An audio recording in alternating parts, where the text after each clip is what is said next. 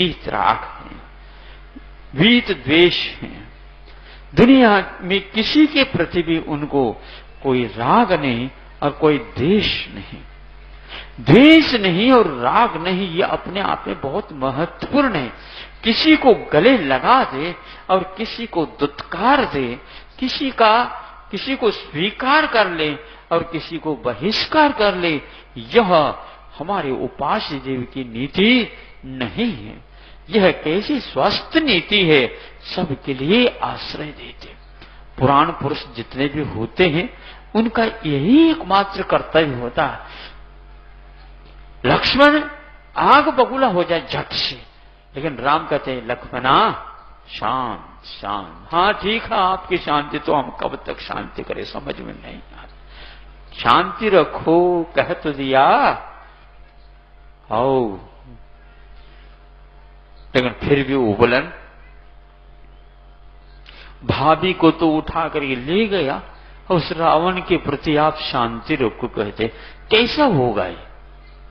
भाभी तो आपकी नहीं हमारी है, ऐसा कहता है लक्ष्मण।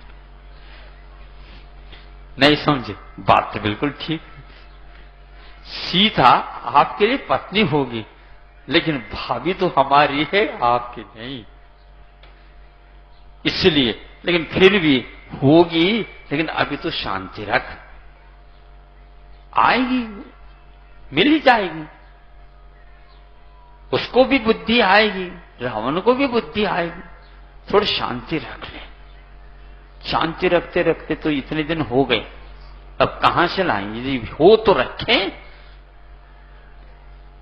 आप लोगों को कहा जाता ना शांति रखो शांति रखो, बार बार कहने के उपरांत एक व्यक्ति कहता महाराज जो भीतर शांति हो तो रखे, जो है वही बाहर आ रहा है। बात तो बिल्कुल ठीक है। अब क्रोध ही आ रहा है तो शांति कहां से लाए? समझ ले, शांति रखो, अपनी ओर देखो, सब जो होता है उसको देखने का भी प्रयास किया करो। एकदम उबलना ठीक नहीं।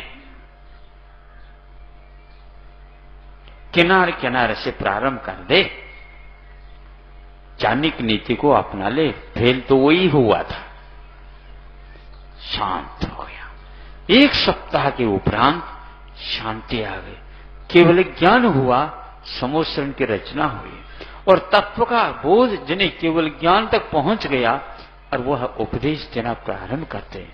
उस उपदेश को सुन करके कमट को भी सुनते हैं। जहां तक स्मरण है, सम्यक दर्शन उत्पन्न हो गया। क्या समझ रहे हो?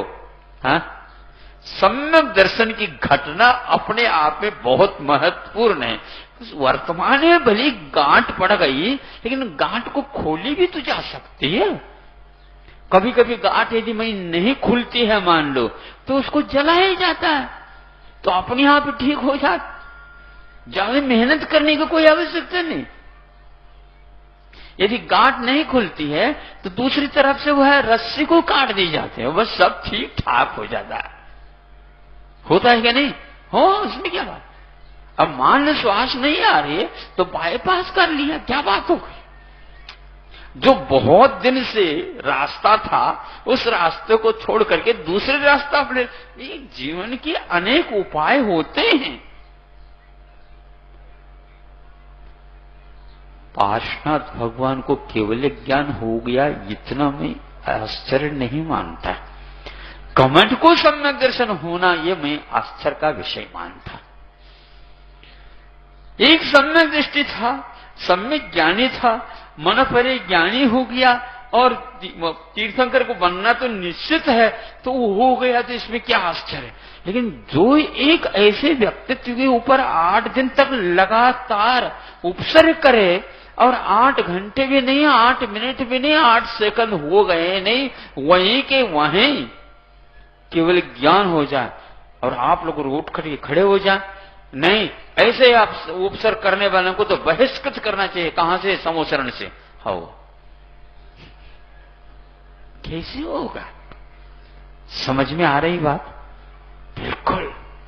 कितना विशाल हृदय कहना पड़ता है कि इसीलिए हम लोगों को सम्यक दर्शन जल्दी नहीं होता।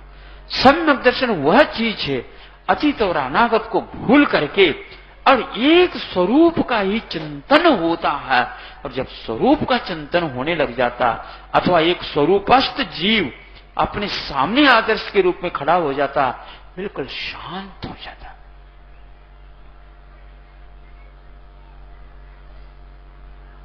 जब केवल ज्ञान हुआ, कमठ को सम्यक दर्शन हुआ, देवी देवता मनुष्य पशु पक्षी वहां ऐसे वातावरण बन गया, कोई उपसर्ग हुआ ही नहीं था ऐसा।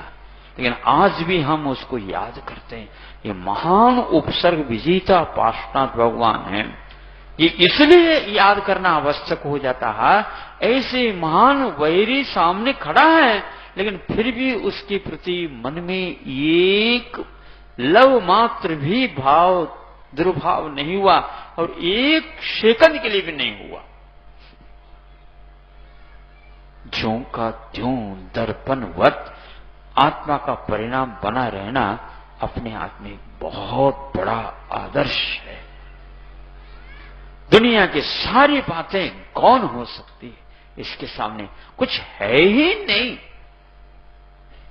ऐसे पार्श्वनाथ भगवान के जीवन को पढ़ करके ऐसे महान आत्माएं जो परमात्मा पद को प्राप्त हो गई, उनको हम थोड़े से आंख बंद करके याद करें तो अवश्य ही हमारा भी पथ प्रशस्त हो जाए।